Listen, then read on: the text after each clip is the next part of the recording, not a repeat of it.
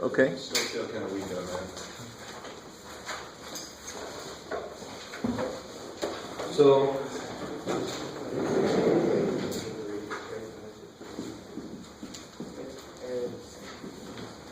arc length is this idea, and we kind of develop this in a certain way. Where this is the arc length here of this sector, and so it's r theta. Yeah.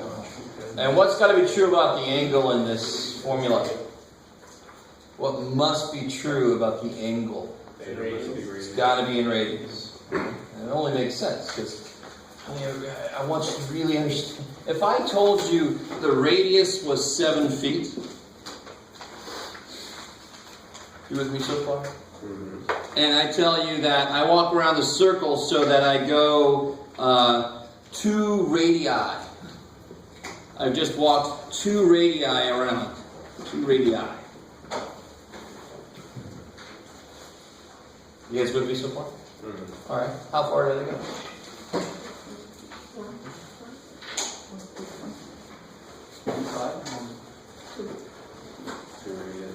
How far did I go? I went 2 radii. Every radius is how big? 7.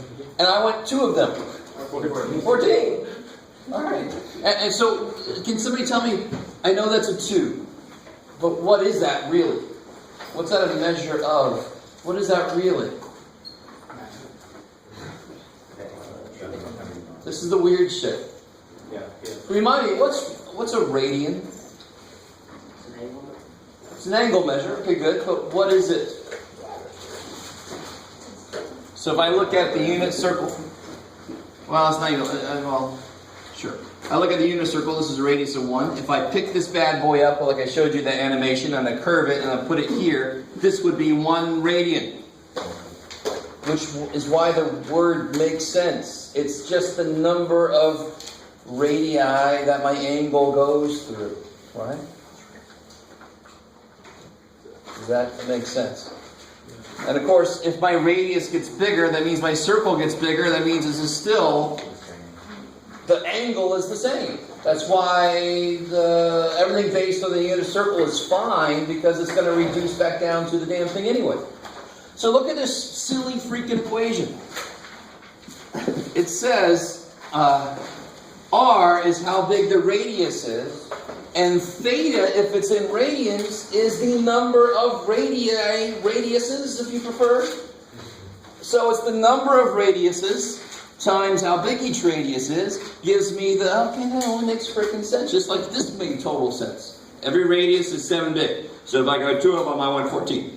Well, the formula would say the radius is 7, the radians is 2. This is 2 radians.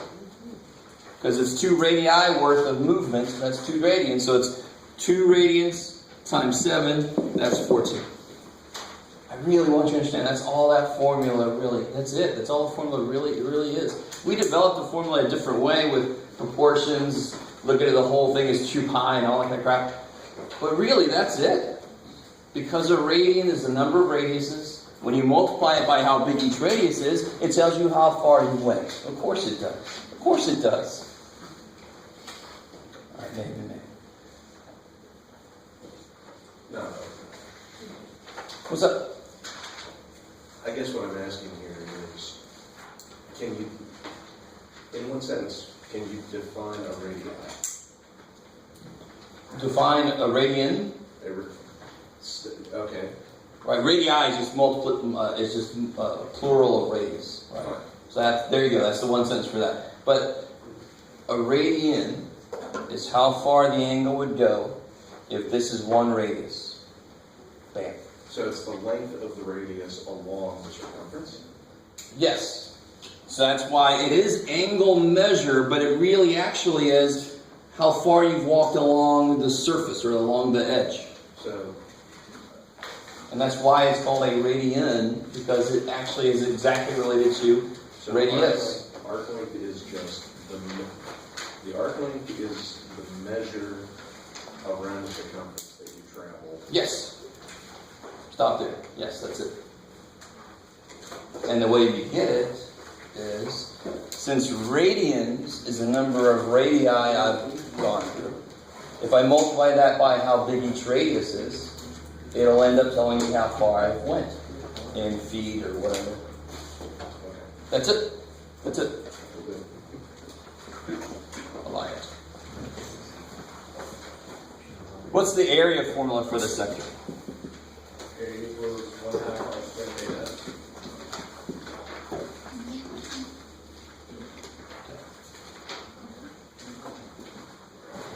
You have to know those.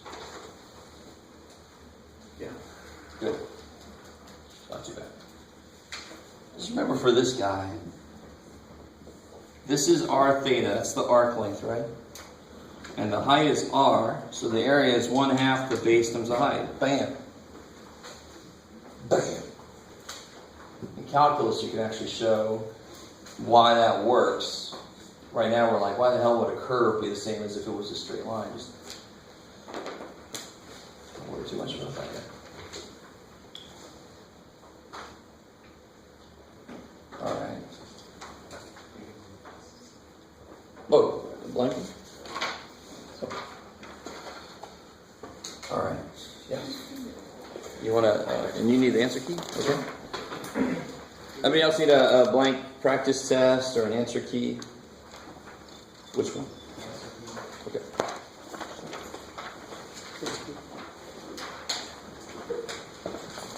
Thank you. Sure. Yes, sir. Never mind, just answer it. Oh, sweet. I love it. So, what's the relationship between arc length and angular speed? Okay. So that was the second part of your angular I know there's a relationship there. There has to be. speed. I know it's the angle over time. Yeah, exactly. So it's just the change in theta over the change in time. But you can measure theta in terms of radians. Normally we do, like radians is the preferred. Here's the funny thing. I can't remember what this book tells you. It shows you this symbol. It's actually like a little curvy, it's omega, Greek letter. It's a lower omega. And if I want to do, then that's how quickly the angle is changing. So that would be the same for anything. But we all know, if you remember those little, what the hell do you call them? Where you get on and somebody would push it and you go, slow down. You mean a merry-go-round? And you never said Not a merry-go-round. The ones you have to push yourself. It's not called a merry-go-round. You ever seen on TV playgrounds? Yeah. Because nowadays it's freaking PlayStation's your playground. I understand. And then Nintendo came out for us. It was the same thing for us. Playground? What? So, but on playgrounds they have these little things that you push, and you can be on them faster, faster, slower, slower. You know, right? All right. So I know if I got closer to the center, I would be actually better off or worse off. So if I had a little bug sitting out here versus a little bug sitting in here, You're better off. Better off. You're better off.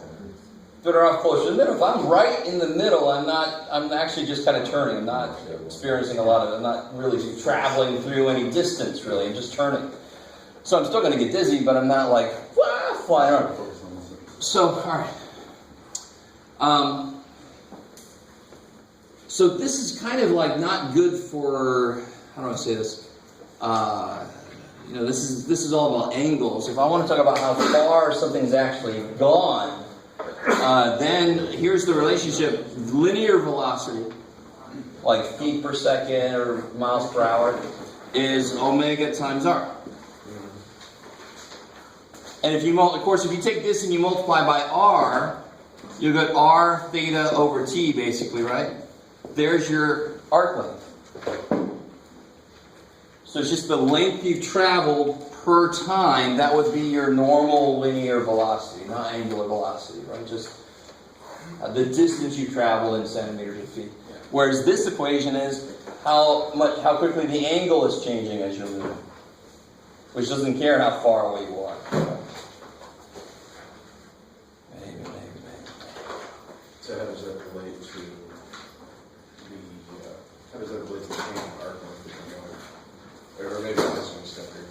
There's your change in arc length there. When you multiply by r times theta is your arc length. Right. So this becomes change in arc length over change in time.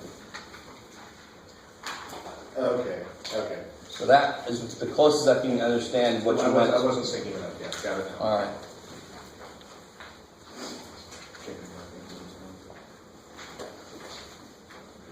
So it's that r, theta measures how far I've gone angularly. Once I multiply by r, it becomes what we're used to, feet, centimeters. Omega it measures how fast the angle is changing. But once I multiply by r, it becomes feet per second, miles per hour, things we're used to. That r is the connection. That's the way I always thought of it when I first learned this, is multiply by r takes it into somewhere I'm used to. When I'm talking about angles, I'm not really used to talking about how quickly the angle's changing. I'm thinking about how quickly am I moving around? How fast am I moving? That's what I want to know. That would be this. Multiply by r to get there. All right, cool, maybe. That was a discussion that was here. The kind of problems we've done are more just calculation problems. The ones, remember the diameter of the wheel is how many revolutions if you go this far, that kind of thing. That's very computational. This is kind of the idea behind what's going on. You could attack them from a much more formulaic approach, but it's just easier to kind of computate it out, just work it out. Right? I just hate black boxes. I hate black boxes. Oh, gotcha. I understand. I'm going to do it. Yeah. I got to. Well, I'm okay with it because it's still just straight up, just calculations. All right, so that's fine. And it's not a physics class, otherwise we'd be getting into those black boxes. Yeah. And seeing what the hell is going on in there. All right. So anything, where else do you want to go? Let's see. Could we do number 30 for 5.3? Or 4, sorry. 5.4. By 4.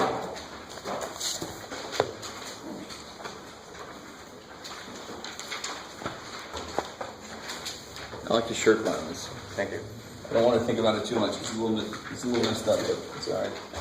Who's your daddy? That's wrong, Dirk. Stop. Have you seen the Shakespearean version? Yeah.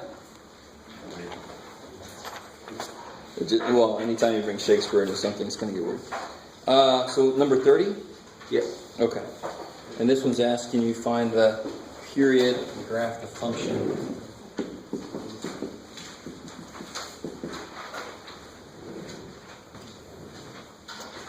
Oh yeah, before I forget there, the number 7 on the practice test, we need to do them in class because they didn't put them on the answer key.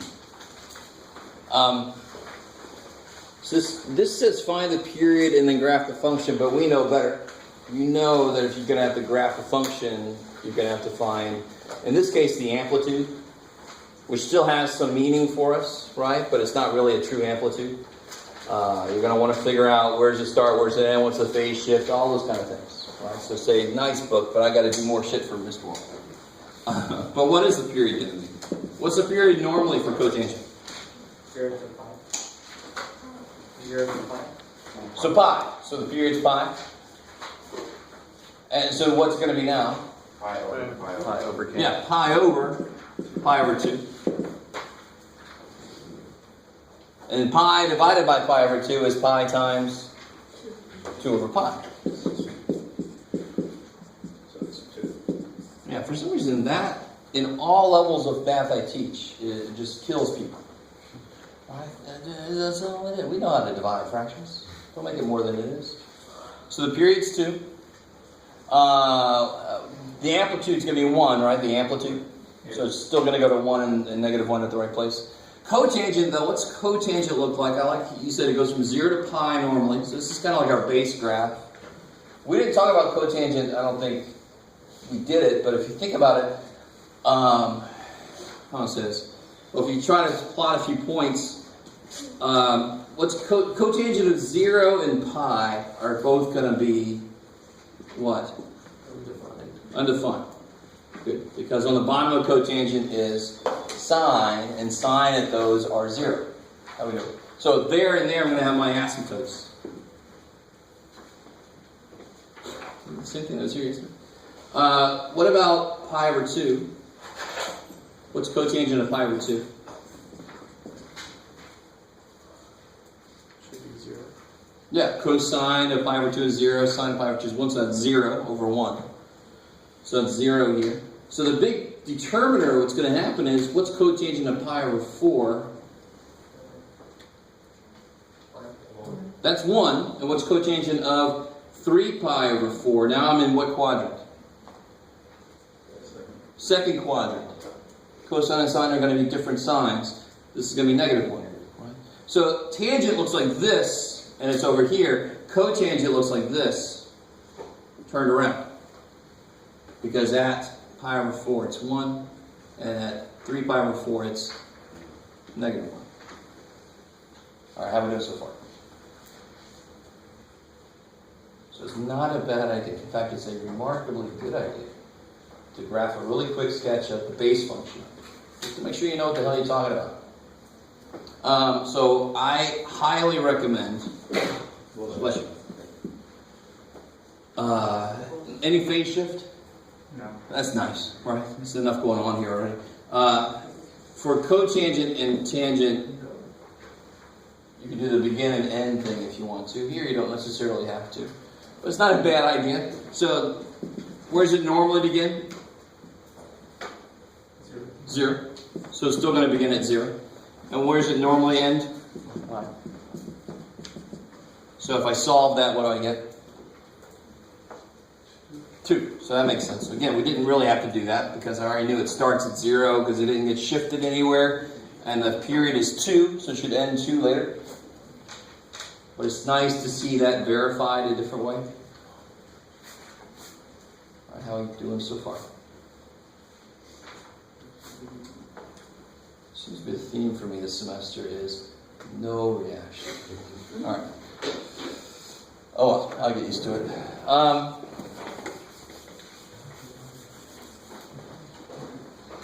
So now I know it's going to be from 0 to 2. So I got my, what are my 4? Well, 5 really, but 0 is 1. Of course, this is going to be 1/2, 3/2. I'm doing that because for any trig function, really, the way I try to put it together for you is there's always these 5 anchor points, and then you're just going to put on top of that, you're going to put the shape of the thing. So this whole process kind of gives you where are those 5 anchor points going to be, right? And also this one kind of tells you if there's going to be any changes to what they do here. They normally go to 1, they're still going to go to 1 because it wasn't multiplied by anything. So it normally has an asymptote there and there, so it will still. At 1/2 it goes to 1. At 1 it goes to 0. And at the third point it goes to negative 1. Get in there. And so then you draw it. Make it big. Finish 5. Yay. But you had to know what the shape was originally. And then you have to figure out where those 5 points move to, and then you just put the shape of a cycle on those 5 points. That's it.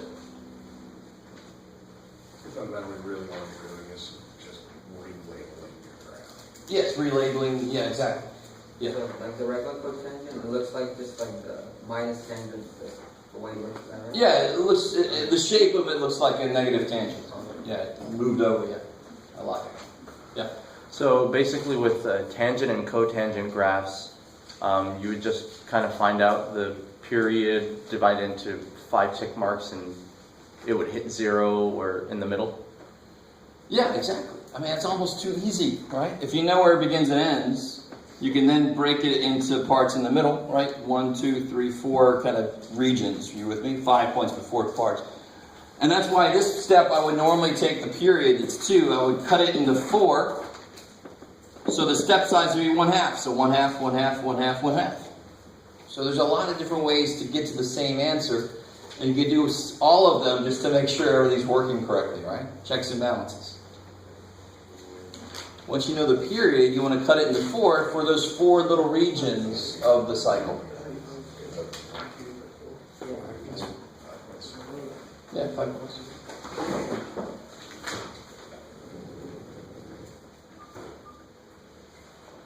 All right. You said you needed to go through one you didn't have. Yeah, that's right. Just want to see if there's any questions, but we can do number 7 on the answer, and the practice test is from page 484.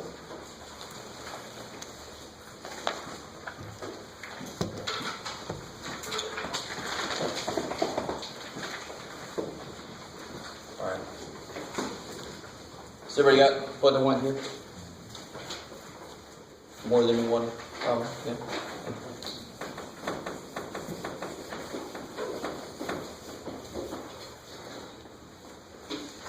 So so this is number 7, and it references number 26 first from page 484. Toronto, Canada has the highest freestanding tower, at least at the time of the publication of this book. So there's the tower. Wow. 1 kilometer from its base. Page 484. This is from the practice test number 7. The angle of elevation, if you're standing 1 kilometer from its base, is 28.81. Everybody take a second and try to draw that in, and then we'll see if we're right. So the angle of elevation from its base to the top of the tower is 28.81 degrees.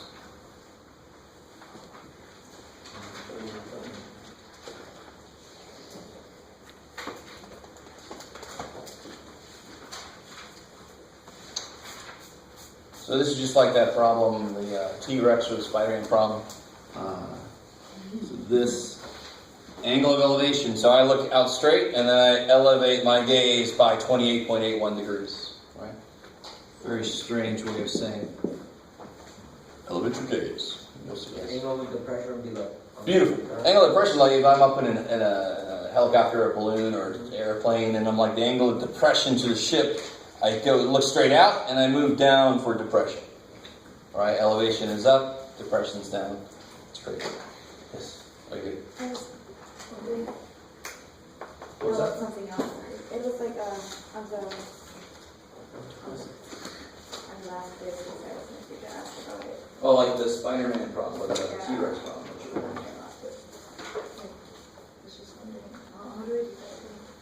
Oh, this is all 5 years ago. All right, so, and then the question is, how tall is the tower? And what I hate in these problems is when somebody does a lot of great work, all the work's great, but you find this, and that's not anywhere in the question, right? I don't know it, I don't care about it, I'm not trying to put a wire here or something, right? I don't have to know how long it is. My kite didn't get stuck on the tower. Canadians come running. What are you doing to our tower? From America, it's too tall. Yeah. Anyway, sorry. So none of that's happening.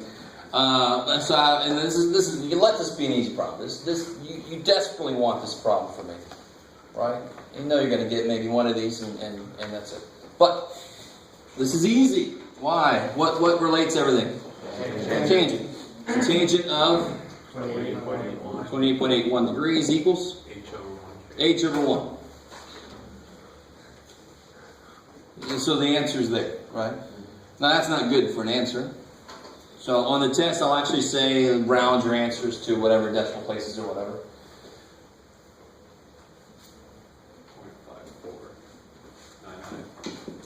5499? Yeah. All right.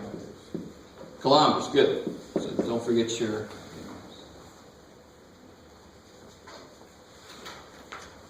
It was over half a kilometer tall. And you're like, kilometer? Those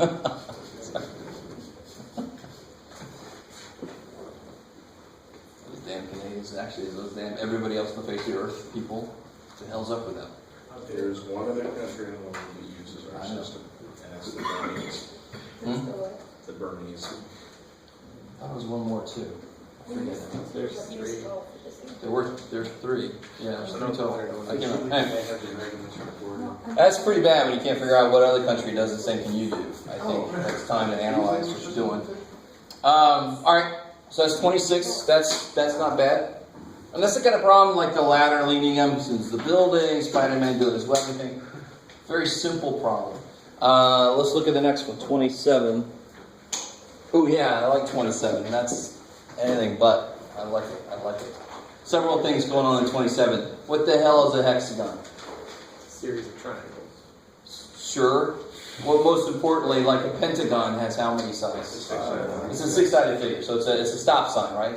Pentagon has 5 sides, hexagon has 6. So if I was evil and I gave you this problem on the test, you can come up and say, can you remind me what the hell is a hexagon? I'm fine with that, it's fine. Not everybody, stop at the red hexagon.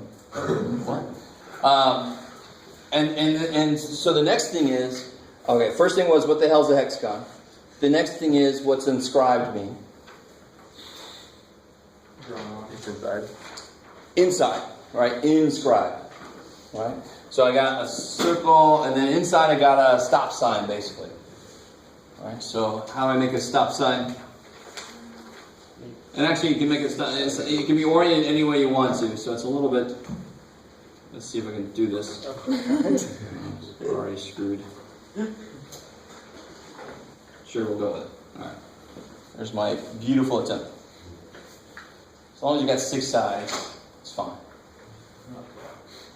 I love this problem because when you read it, you're like, how the hell? What? It's 1 sentence long, this problem. But it sounds so freaky. So a circle of radius 8. Now, does anybody notice a good way to orient the radius?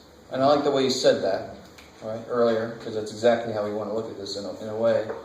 So here's the center. And the radius, I go, oh, radius, that's stupid.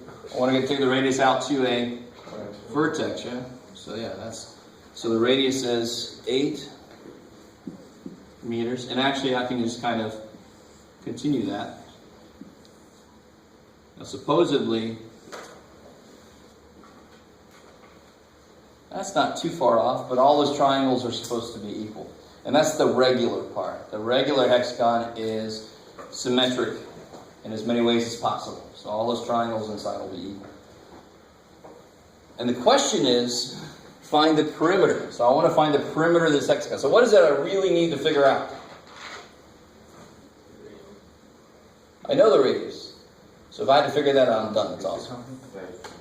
No. Just to figure out the perimeter of the hexagon, I need how long each side is.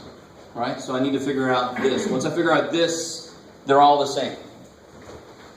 You know, assume it is for my horrible drawing. Second? It's a regular hexagon, which is what that means. Cool. I like it. Geometry is a prereq for this course. Alright, so how the hell am I going to do that?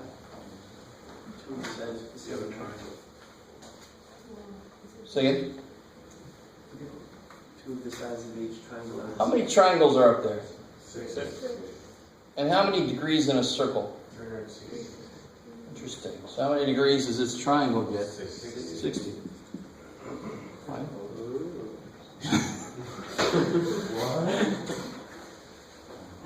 Alright, how are we doing so far? Now, next thing is, if that's 8, that's 8, right? All the radii are 8. So what kind of triangle is that at least? Isosceles, right? At least. I know some of you guys have gotten ahead. So it's isosceles at least, which means these two have to be equal. These base angles have to be equal. Well, 60 already there. I need 120 total. 120 divided by 2 is 60. So it actually is then equilateral, like you guys said. Equilateral meaning all the sides are.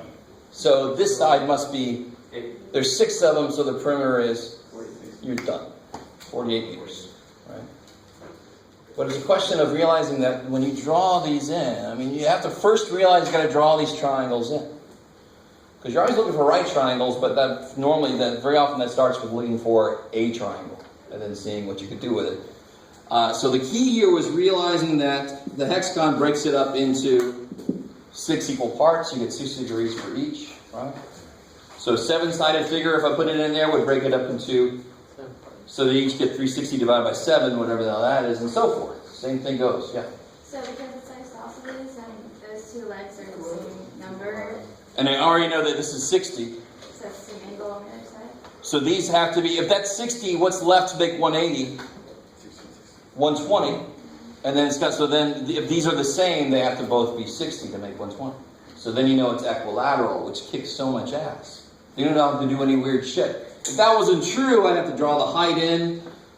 Because I could just take this and say it's the same. If these weren't 60, I'd draw the height in, make a right triangle, do some trig, figure out what that is, double it for that, and then multiply by 6. Holy shit. So thankfully it was equilateral. Yeah. So if it doesn't say a regular hexagon, Then you couldn't do the problem at all, because you could make a hexagon all, you make one side, two sides, three sides, four sides, five sides, six. There's a hexagon. Put that in a circle. You know, then it would have been impossible to do, because you need some restriction on what it looks like. In fact, saying it's regular allows for all these triangles to be the same, which is what makes this possible. All right? I like it. So I'm not going to throw a problem at you that's going to be that dense with a lot of stuff you have to remember. But this was on a practice test. You guys can look that shit up if you forgot what it was. Google it. Or even just look in the freaking book. It's got some of that stuff in it. Alright, but I just love that problem. Because it sounds so horribly, heinously hard, and it is nowhere near difficult once you get over some of the words. Alright, what about 28? I think it's 28? 30. So 30 is like I was saying earlier, you've got this plane. There's my plane, looks more like a space ghost, right? You got these ships up here. There's my ships. And they tell you, and this is nice, they actually draw it for you. But I can just say somebody's in a plane and the angle of depression down to a ship, okay, you got to put the angle in the right place or else you're screwed from the beginning. So again, you pretend like you're in the plane. Depression would be down from what you're looking at, so it's here. So the angle of depression would be this one to there. And then this one to there. All right, and they've got the picture in the book if you want to see a better picture. Actually, anybody drawing this probably has a better picture. So this is the 40 degrees, and this is the 52 degrees.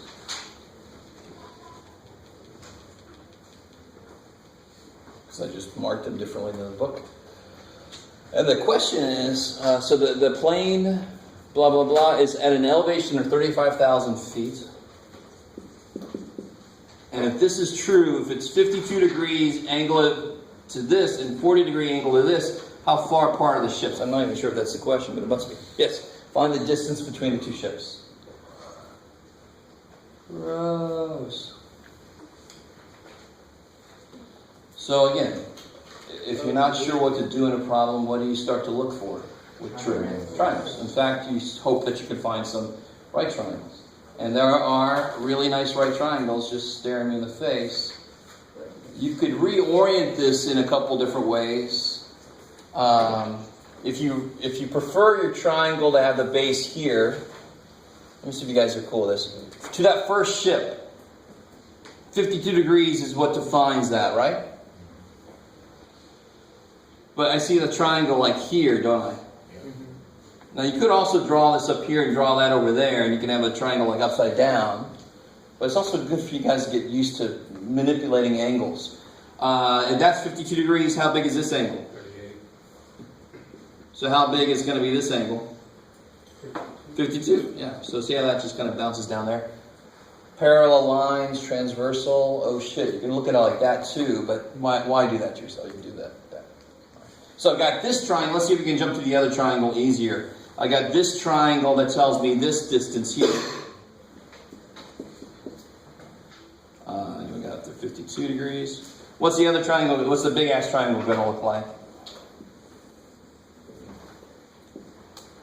This is still going to be 35,000. This now is going to be 40. You can see why it's smaller. If I take it out to an extreme, it's going to get really tiny way the hell out there, right? The further out I get, the tinier it is. Cool. And what's this going to be, this whole thing? This is what I want. So let's call that D, because that's the one. I want the distance. So, of course, what's this? X plus D. X plus D. Cool. So it's really not a lot I could do to make a problem entirely different. This is the Mount Doom problem. This is other problems we've seen. This is you guys understand what I'm saying? This is the same thing. It's the same thing again. I'm going to get a bunch of tangents and 1 over tangents, and I know what it's going to look like in the end. Once we do 6.5 and 6.6, we'll be able to tackle this with law of sines, law of cosines. Because then I can look at this triangle. Why can't I look at this triangle right now? Because it's not right. But 6.5, 6.6, like I said, is going to tell us how to use trig on non-right triangles. Well, too bad we couldn't get there for this test. Which is why I said I'm kind of happy we didn't get there, which is fine. So what the hell? How do I figure out what D is? And again, how many variables do I really have involved? So how many equations do I have to get? Okay, good. Right, it's a general idea. If you have 2 things you don't know, you better have 2 pieces of information to work with. So what's one thing I could do here? The tangent of 52. Good. Tangent 52. 35,000. Good. And the second thing I could do?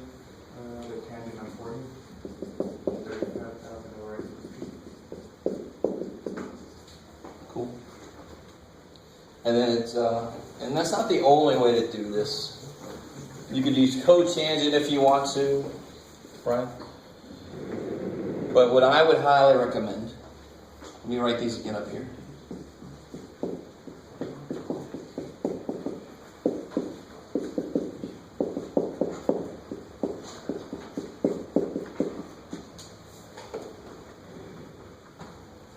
So what I would highly recommend is to solve each of these a little bit. So the first one, I'll get x is 35,000 over tangent 52. The second one, I get x plus d. It's 35,000 over tangent 40. Which is nice, because which letter do I not care about? I don't care about x. I want to know how far apart the ships are, right? So that I know if my Pacific Rim robot has room to get up and out. Sorry. I'll have to think about when this new problem with Pacific Rim coming up, and it was like, oh shit. So this, what can I do with that? Subtract it. No. Well, sort of. Put it in there, and then I can do stuff with it, right? You can solve for D. You replace the variable you don't care about with an expression that either has what you want or just has numbers, and that just has numbers even better. Right? Cool, and then you can solve for D. Yeah.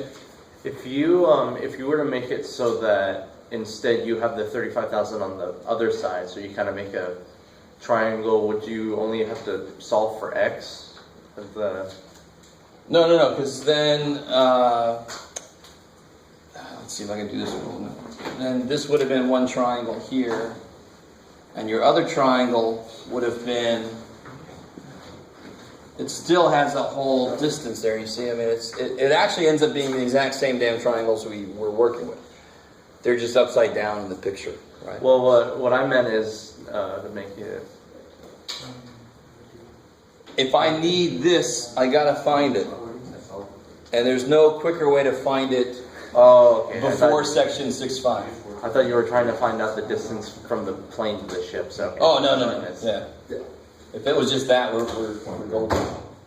You guys with me? And then whatever the hell you get, so you put that in, you get D is 35,000 over tangent 40 minus X, which is this. Anybody doing that for me? 14,366. 14,366? Yeah. That's for X. No, that's that's for for D. D. That's for D. Yeah.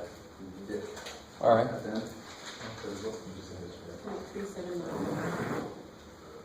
Oh, yeah. What was this in? This was feet? Yeah, feet.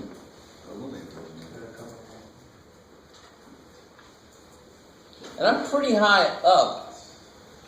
Let's see if you guys are cool with this. When you're really far away from something and look close, you know when you get closer and closer, they're not going to be as close, right? Yeah. So I'm pretty high up, and there's a 12-degree separation between the boats from really high up. So it makes sense that the answer came out to be a decent separation between them. Right? They're 12 degrees apart, and I'm pretty far up in the air. So the actual distance between them should be decently large. Right? So this answer makes sense. There's plenty of room for my robot.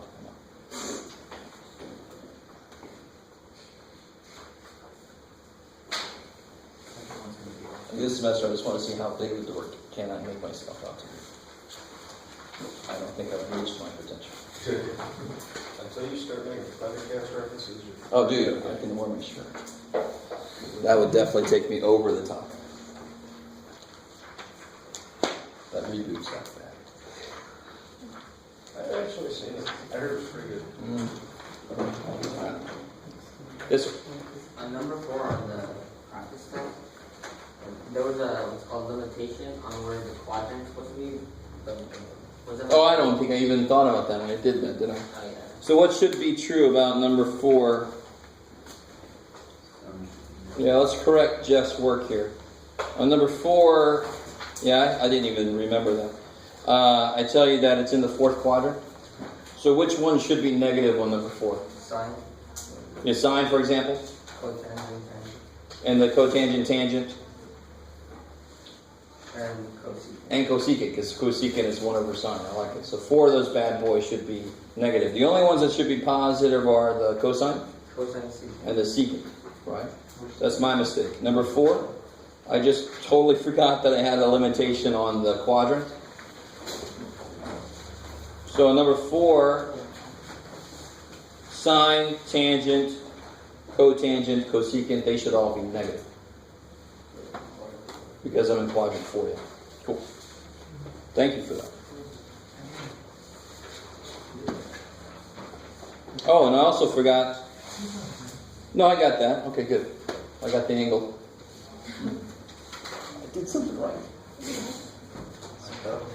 So happy.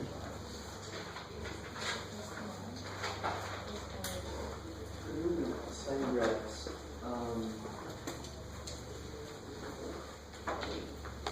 Period kind of, I'm not trying to visualize it like when it's pi over 2. Let me ask you guys, let me do something related to what you're saying. Find some blank space. And this doesn't have to be perfect, but show me a few points. Graph sine x and graph cosine x. Show me some key points. Because obviously if you can't do this, then you can't do it if it's shifted around.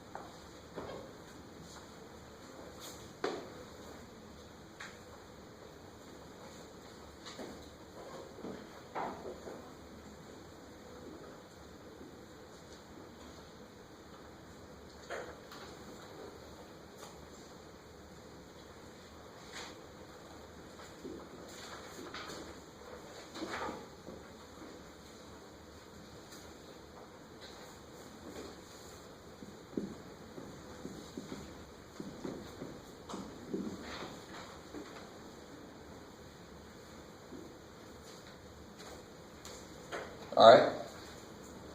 So our normal cycle starts at 0. So sine starts where at 0? 0.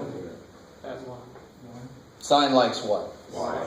Sine likes y. So at 0 degrees, how much y is there? How much y is there? This is all what?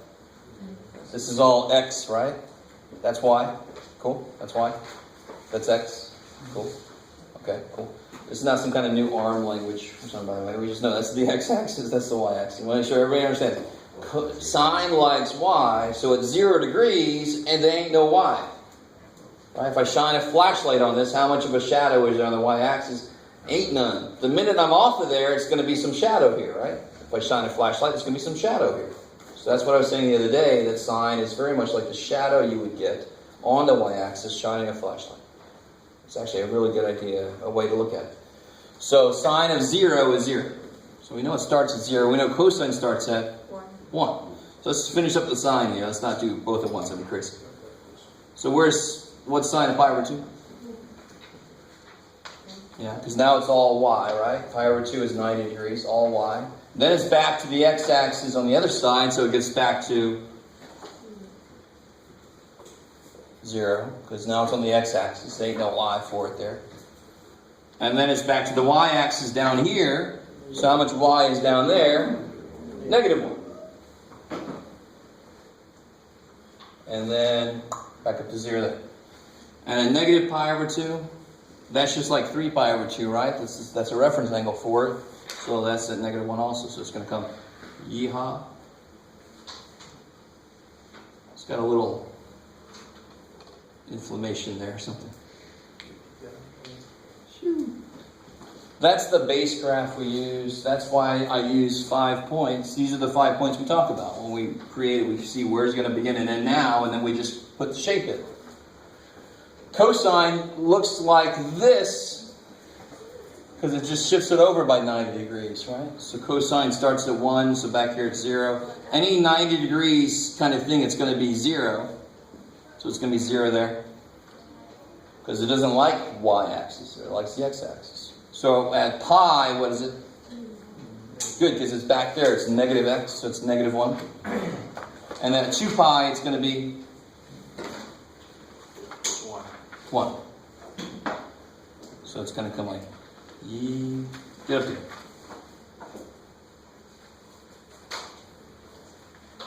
Okay. So we normally use this as our shape to move around, right? Okay, cool. You should be able to kind of do that very quickly, right? If I wanted you to. You don't have to be very precise. You just have to show me some of those key anchor points. So now your question is what? In this case, how would period look like? Normally, period is 2 pi. I mean, there's an entire sequence. Good. So it takes 2 pi's worth. And I really, real quick, even if I started here, whatever the hell that is, 2 pi later would be right here. If I go along, it gets through all of its values. And not just all of its values. Because if you think about it, I've already gotten that value once I've gone over there. But I want to be in the same situation that I'm in here. When's the next time that it's here going up? Well, okay, it's there, but now it's going down. Shit, all right, I gotta go. And now it's going back up. Okay, that's the full cycle, and that's 2 pi. I don't care where you start, it takes 2 pi until it's in the same situation. Same place, going in the same direction. How are we doing so far? I like that. Some of you guys they have this pained look on your face, but you're shaking. Okay. Sorry. Get too much enjoyment out of that. All right. But then, of course, you got when you know what K is, you know how the period changes. Did I answer your question? I'm not really sure if I understand. I know that it's an entire sequence before, what it says in the period. I'm just not sure where to put the points between 0 and that point. Where do I put the intersection points and the points where it's at the top and bottom before? You mean if I have something that's been shifted? No, when the period is like pi over 2.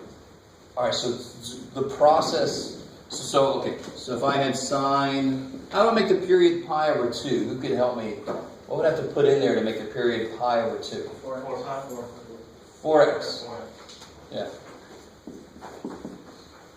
Is that cool? Because then, of course, we already know it, but just to verify it, period would be 2 pi over k, which is 2 pi over 4, which is pi over 2. So here's an example of one where the period is pi over 2. Right? Any phase shift? No. So it's going to start at 0, because there's no phase shift, and it's going to end pi over 2 later.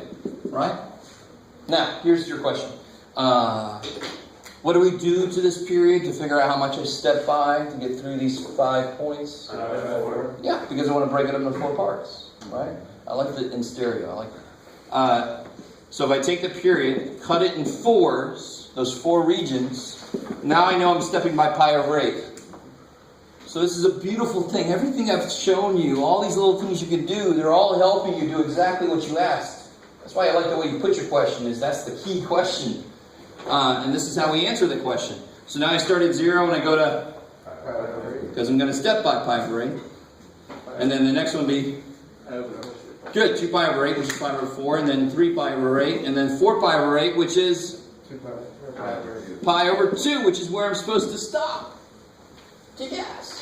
Right? And then on top of this, I draw that shape.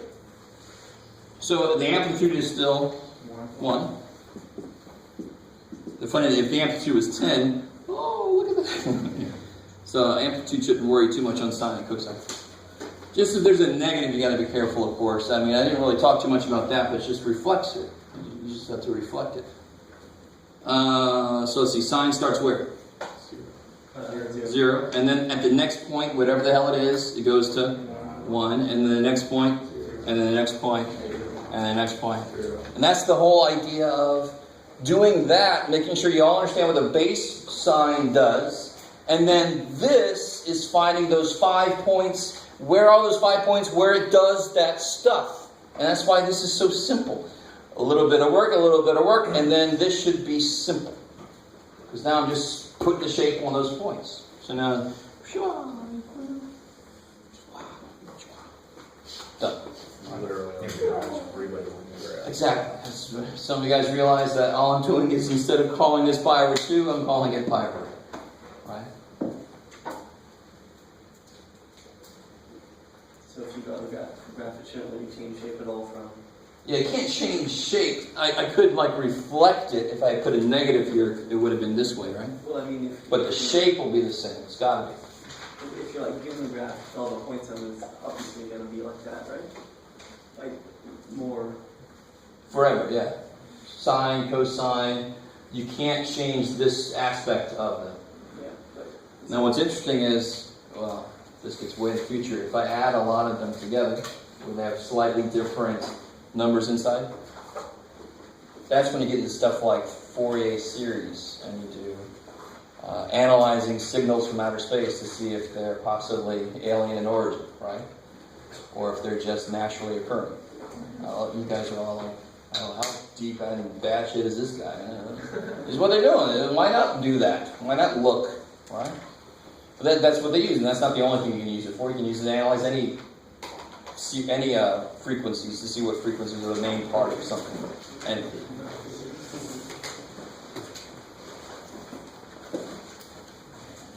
so if you really want to get freaked out, Google fast Fourier transform and then see what comes up. Some cool stuff. Yeah. So for regression, tangent, cotangent, you just want to have this one cycle? Yeah, you just need one cycle. Yeah.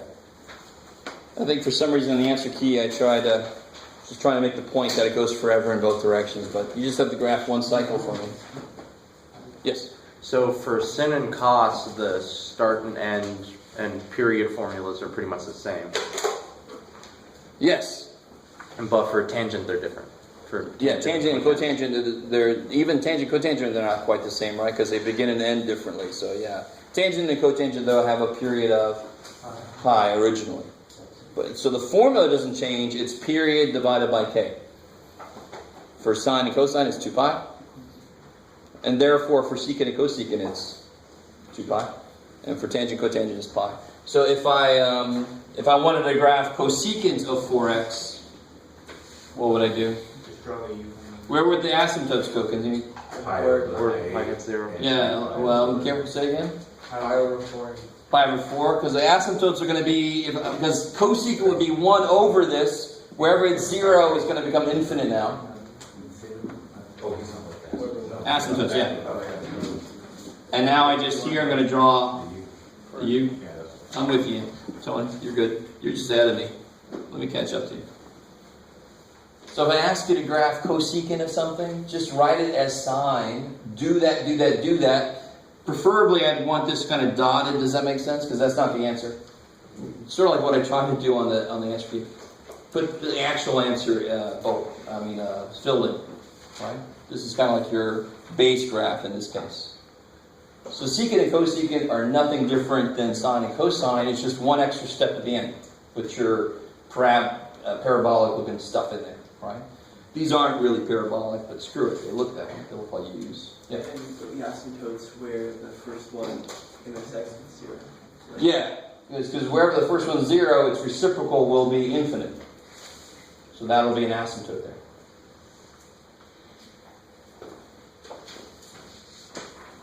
Which is why tangents asymptotes are where they are, because it's over cosine for tangent, so it's going to be asymptotes wherever cosine is 0. Yeah. Yeah. Can you go over how to write the functions as algebraic expressions? Are we going to have to do that? Oh, you mean like the problems where they said write cosine in terms of something or other? Yeah, where it has like a square root of 1 minus x squared or something. Oh. Going on. Which one are you looking at? It's 6.4, page 466.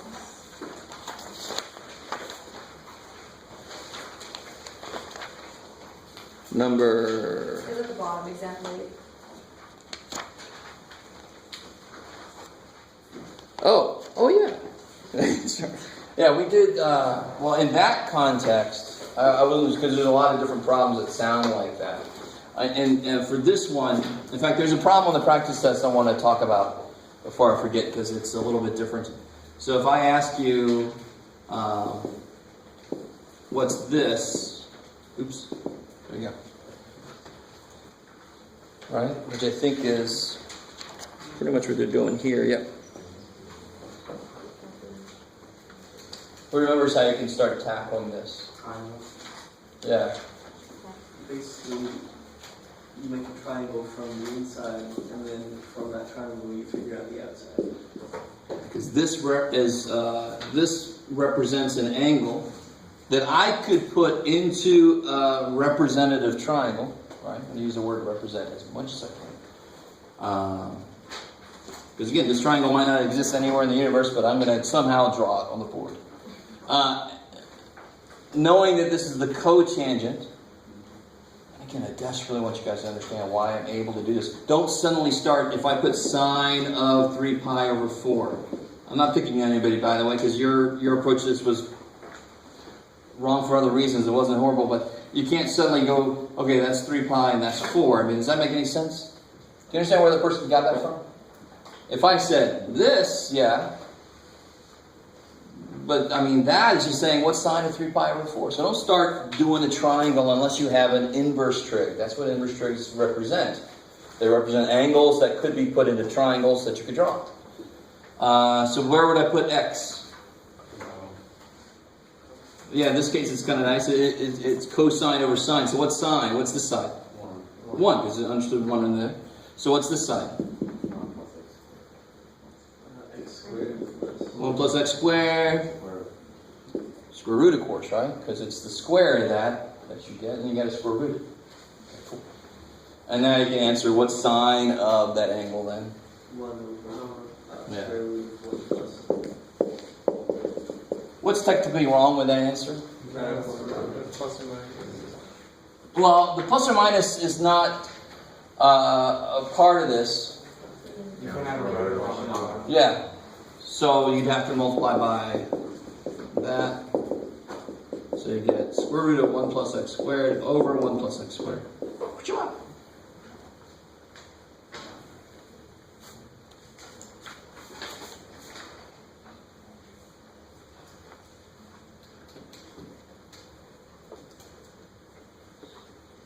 It's like, I mean, that's how you do any of those, right? Now, there's a problem on the. Let me ask you. Let me build up to it. If I gave you something nice like this,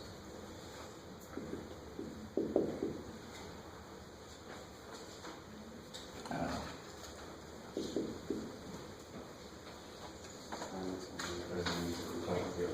Yeah, these cancel, and the answer is, yeah. In this case, that works. So why is this any different? Let's make it, I don't know.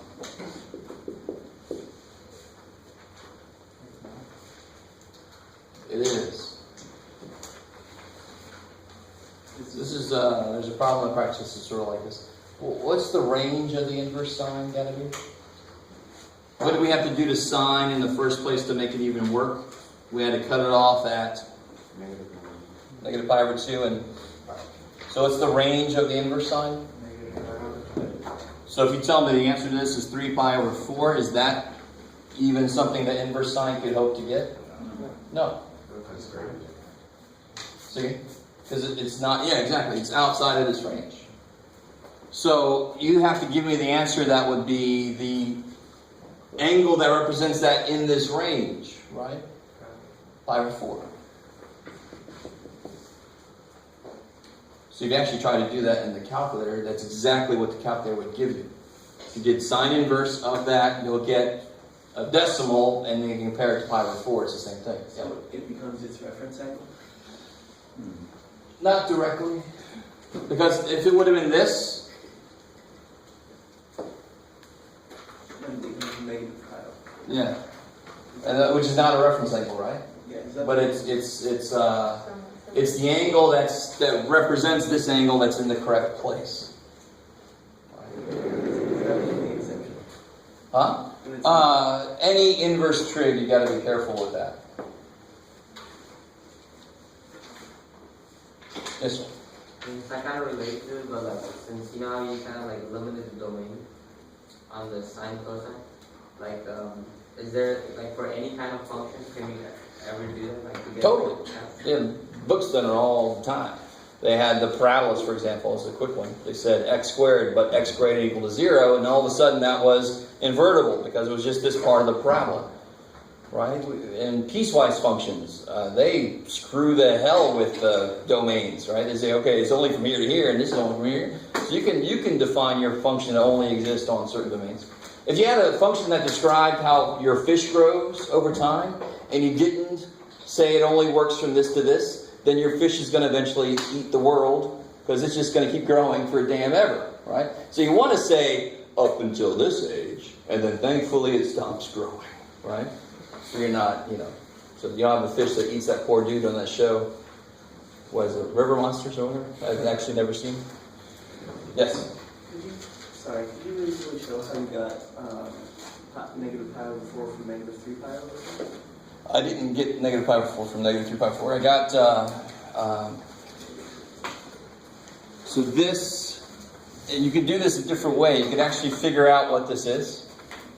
This is one that I can figure out what it is, and then just take the inverse sine of it.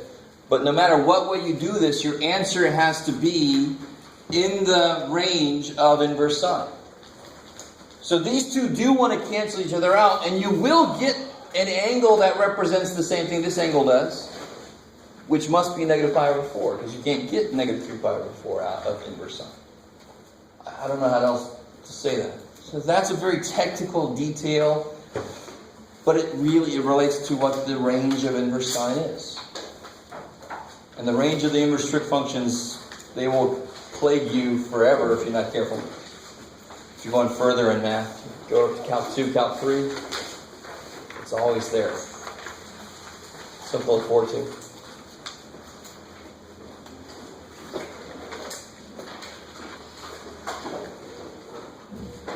How'd you do the test calculator?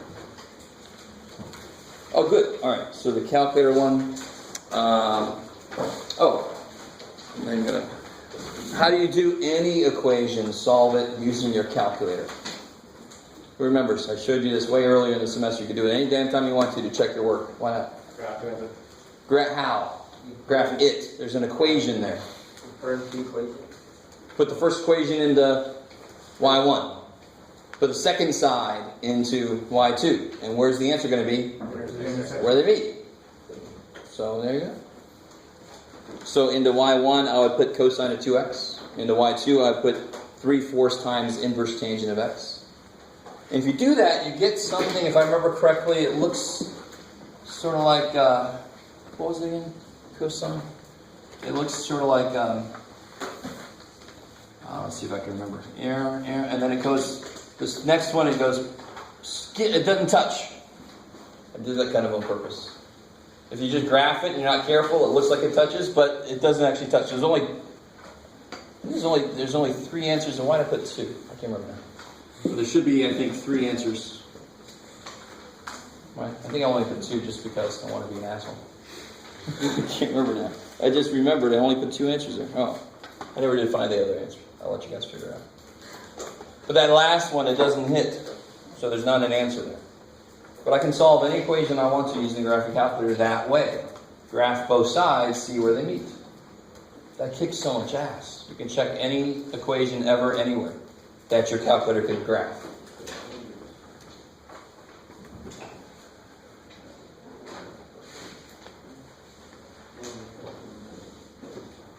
Anything else you guys want to talk about? Yes? Number 10 on the practice test. That's the one I was just talking about. So reference the last few minutes. Yes? And then in terms of number 10, obviously it has to be in radians, otherwise the graph won't work. Yes, good. Yeah, you can graph trig functions in different ways, but when you have inverse trig, you need it to come out to be radians, so it's real numbers.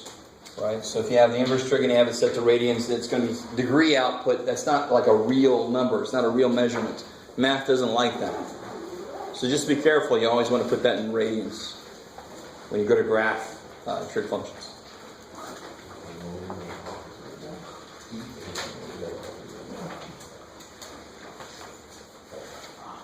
I love, you always look at me expectantly. It's up to you. You could have left 30 minutes ago if it was. It's up to you. You're all like looking at me. Alright. I don't dismiss you. There's no bell. You can leave if you want to. No, this is like, Actually, you stopped us before, so. oh, you didn't have to stop. Huh? This is college, man. You could buy a car and never use it. It's totally up to you.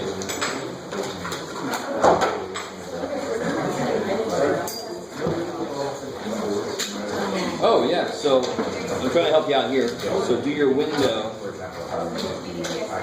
and only go from 0 to 5.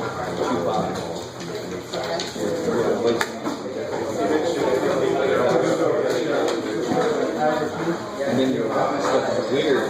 I would say y from like -2 to 2, because cosine is going to be from -1 to 1, so I just want to give it a little cushion. Does that make sense? Yeah. And graphing a cosine, it can only be between -1 and 1, but I'm going to make -2 now here. And then you're going to have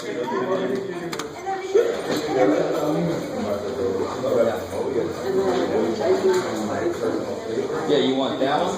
There's 2 there, and then this one actually does not hit. Just So you gotta give me all 3. Technically on next test. So there's 3 answers. I think,